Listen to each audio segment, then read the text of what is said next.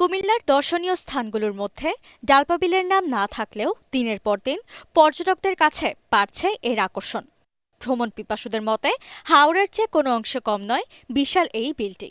বিলের মাঝে সবুজ ঘাস, নির্মল বাতাস আর বর্ষার টইটুম্বর জলরাশিতে সহজেই মিলে প্রশান্তি। আশেপাশে এলাকাটাকে হাওড়ের মতো মনে হচ্ছে।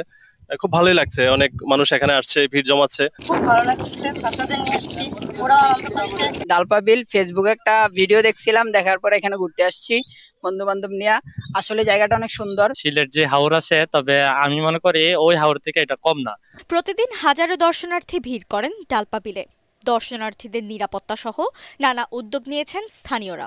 এখানে যে জায়গাটা পর্যটক হিসাবে লোকের আনাগোনা দেখে আমরা তাদের জন্য এই যে আপনার টিউবওয়েল, তারপরে আপনার স্যানিটারি ল্যাট্রিন এবং মানে খাবার, নিত্য প্রয়োজনীয় খাবারের ব্যবস্থা করছি। আমরা গ্রামবাসী, আমরা বিদ্যুতের জন্য এবং পর্যটক হিসেবে যারা আসছে নিরাপদ এবং খাবারের ভালো মানের ব্যবস্থা নিতে আসছে। প্রয়োজনীয় উদ্যোগ নিলে এই বিলকে ঘিরে জেলায় গড়ে উঠতে পারে বড় পর্যটন কেন্দ্র, এমনটাই মত আগত দর্শনার্থীদের।